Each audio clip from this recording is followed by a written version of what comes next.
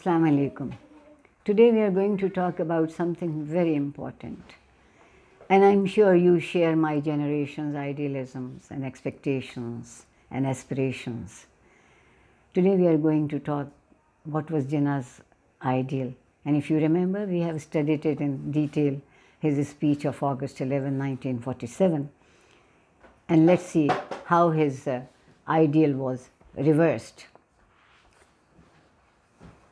General Ziaul Haq's constitutional amendments were a major factor in that, because he made it a sweeping legislation and further incorporated into the Constitution through the 8th Amendment. Without the proper procedure as laid down in the Constitution, changed the entire spectrum of policies and attitudes towards minorities and women. The two lectures that we had last week, this is the 9th week, and I think this is the final week of the online lectures.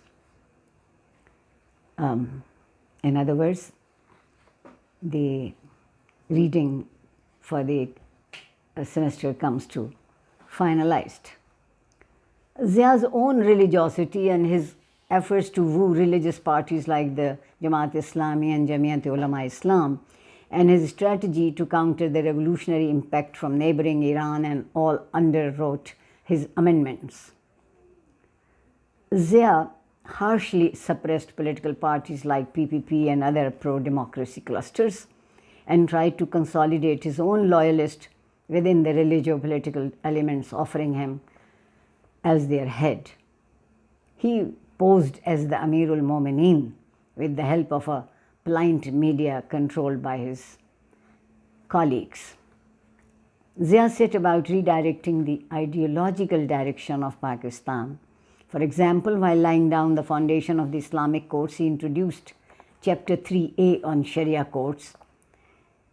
And this is very interesting. The Constitution promises that all laws in Pakistan would be in consonance and in total conformity with the Quran and Hadith, the Sharia. Then why do we need separate Shariat courts? In other words, Zia was basically defining the religion of its citizens in addition to offering an exclusionary definition of Islam. It hurts me. Islam is inclusive. It's not an exclusionary.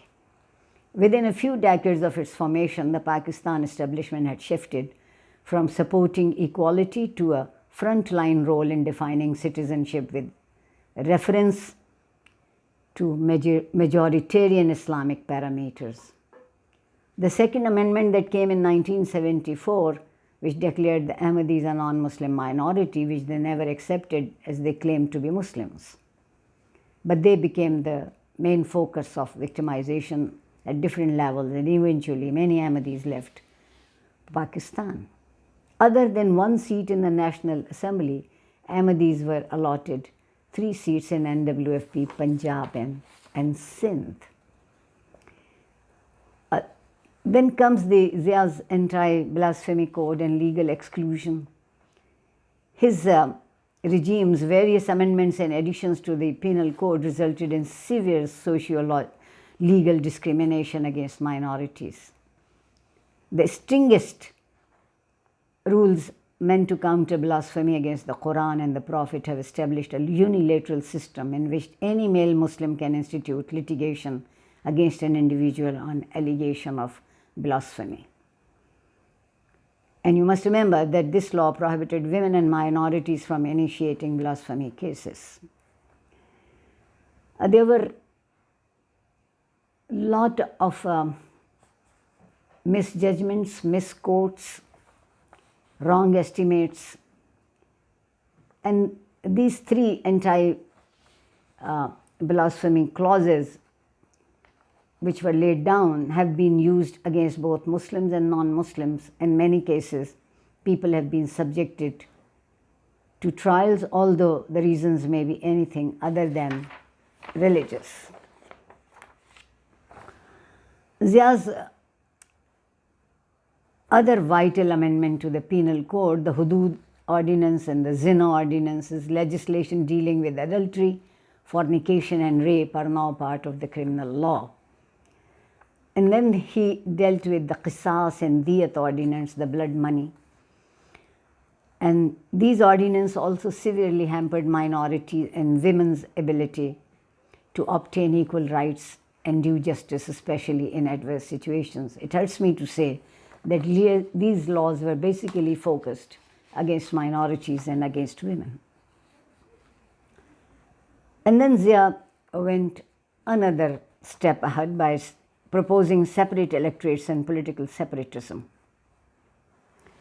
Pakistan has always been a politicized society where people have actively participated in electoral politics. Despite military rule, efforts at unitary government and the use of emergency laws, electoral politics have never been forsaken by the people. Significantly, except for a very small percentage voting for religio-political practices, people have usually voted for the mainstream parties espousing policies on national issues and have therefore shown their preference for a system that addresses the economic and political well-being of all. So there was no separatism in the minds of the minorities or in women, but a well-being of all. It has mostly been the regimes in contrast who have led the call for ad hoc policies and religious populism.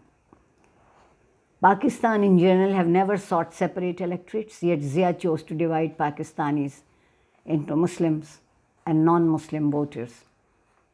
It was for the first time that in Constitution the citizen was defined. In other words, non-Muslims would have their own constituencies and separate representatives. Despite living side by side with Muslims, they would not share the same voting rights and constituencies. Their constituency may be shared with people they have never met who live hundreds of miles away. Before these critical amendments, elections to local, provincial and national bodies were held on the basis of joint electorates and common representation, and minorities were not discriminated against. There were reserved seats for minorities and for women, which further guaranteed participation in national politics, but the law on separate electorates changed all this. The separate electorate system was implemented in the partyless elections conducted by Zia in 1985. Interestingly, in his own referendum in 1984 to seek the presidency for 5 years, Zia used joint electorates as it served his own interests. Now you can understand how things really move when it comes to personal interests. Many civic leaders felt that reserved seats for minorities should have been remained for a period of time at least to ensure sufficient representation of minorities on the legislative bodies. This was to keep the balance between a majority and a minority when it comes to their opinions and to their rights, especially the right of citizenship. Minority representation in its entirety is a delicate matter and has to be tackled in a holistic and supportive way so as to generate a greater sense of participation and representation by avoiding the models of forced segregation and integration. Then the Sharia in the majoritarian Pakistan really was the question for the balance between the modernist and traditionalists appeared to tilt towards the latter, especially under the authoritarian Zia regime. Politically, rulers have browbeaten their opponents using Sharia.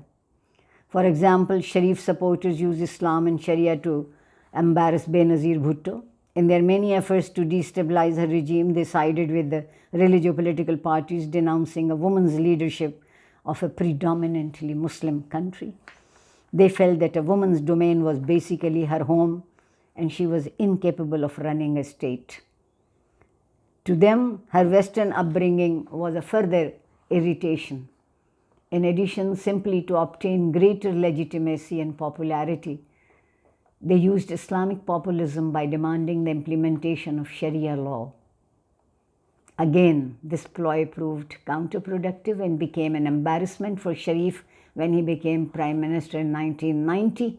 His coalition partners, much to his discomfort, demanded the imposition of Sharia laws in every sphere.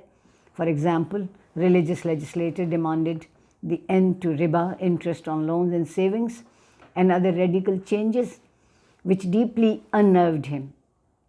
He countered them with his own vision of the law, the Sharia bill, to preempt the growing pressure. A watered-down version of the Sharia bill was present in the House on April 11, 1991, and was soon allocated to an 11-member Senate committee.